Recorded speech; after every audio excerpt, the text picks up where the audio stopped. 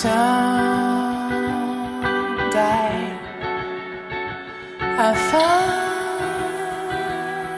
out what I'm here for somewhere.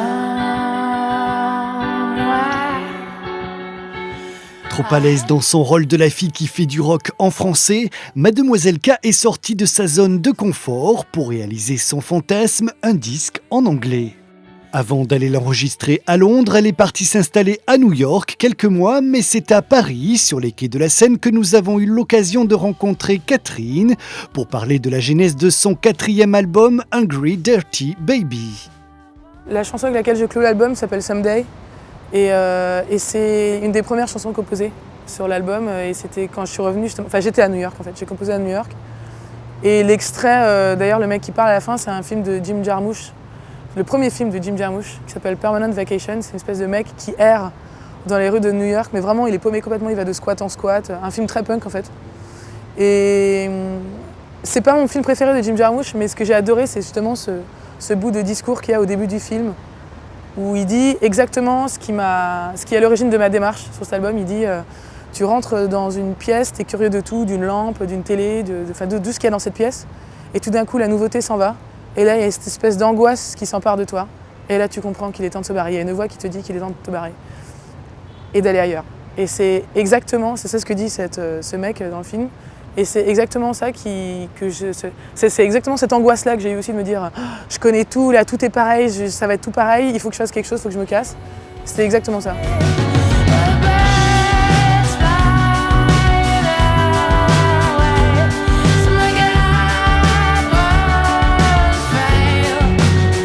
Catherine, Hungry Dirty Baby répond à 2 envies, celle de se renouveler et celle de chanter uniquement en anglais.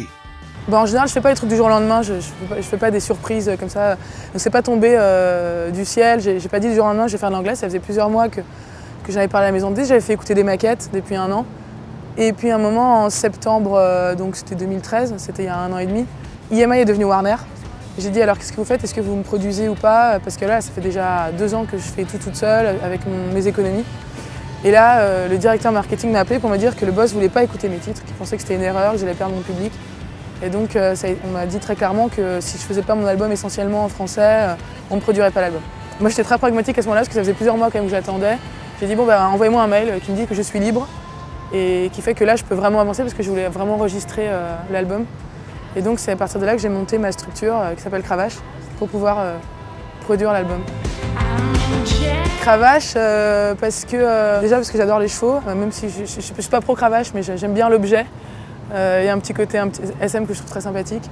Et aussi parce que Cravache, il y a tout un truc avec le travail et que je trouve ça, quand je fais quelque chose j'aime le faire bien et travailler beaucoup et je pense que pour arriver à ce qu'on veut dans la vie il faut travailler. Et cravacher, c'est aussi une manière un peu de m'auto-encourager dans cette nouvelle aventure quand même. Parce que voilà, je suis productrice de mon album et puis il y avait ce petit clin d'œil un peu sexy que je trouve sympa.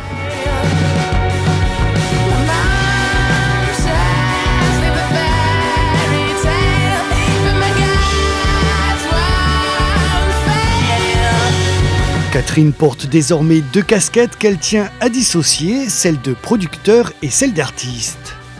C'était pas évident, au moment j'ai vraiment dû plus séparer des choses. Au moment où je partais à la campagne avec les mecs pour travailler sur des morceaux, j'ai oublié tous les soucis d'argent, de tout ça, et je disais là on va juste faire de la musique, on s'éclate. Et il fallait beaucoup plus faire la séparation en fait, des choses pour pouvoir continuer à garder une insouciance je pense que c'est très important quand on crée d'en avoir rien à foutre, toujours.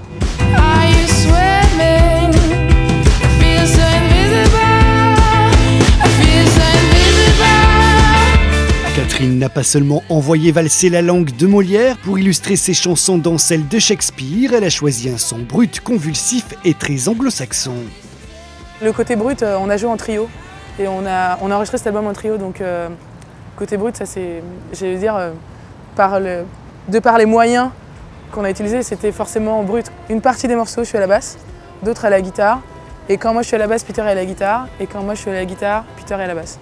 Et on a fait ça sur scène aussi. Peter, c'est mon guitariste, le musicien avec qui je joue depuis le début de ce que je fais.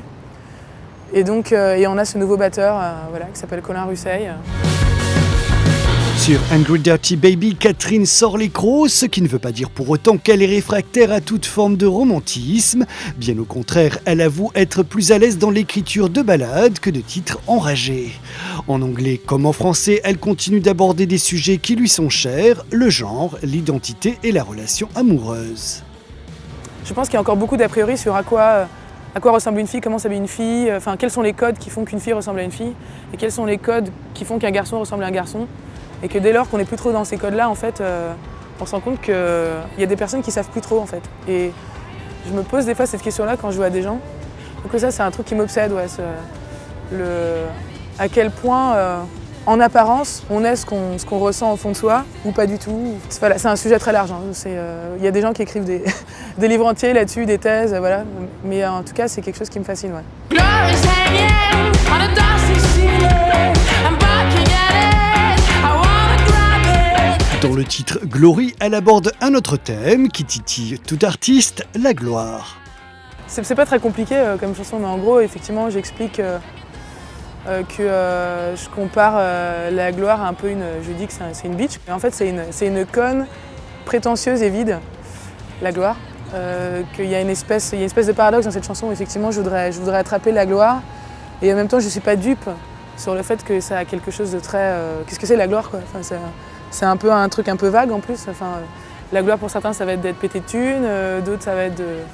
Je sais pas, moi c'est plus un truc... ouais, il y a toujours cette envie de reconnaissance, je pense. Il y a toujours ce combat en fait. J'ai l'impression de mener depuis le début en disant ouais je suis là et moi je fais ça et écoute-moi. J'ai ça à raconter et t'as intérêt à l'écouter, quoi. Et c'est un peu un mélange de cris désespérés pour dire écoute-moi et en même temps j'en ai rien à foutre. Enfin, c'est un peu ce truc de orgueilleux qui est que bon bah de toute façon écoute-moi ou m'écoute pas mais je ferai mon truc, quoi. Voilà. Et c'est ce qu'a fait Catherine en sortant Angry Dirty Baby, un album cru et spontané qui respire la liberté. Pour en savoir plus sur la femme qui se cache derrière Mademoiselle K, nous l'avons soumise au traditionnel jeu de la boîte à questions. J'hésitais entre deux trucs, donc je vais dire l'hésitation, entre le Japon et l'Amérique du Sud. Donc deux extrêmes, voilà, ce qui me correspond bien. Le Japon, une espèce de pays très ordonné et avec un calme ambiant et quelque chose de très zen.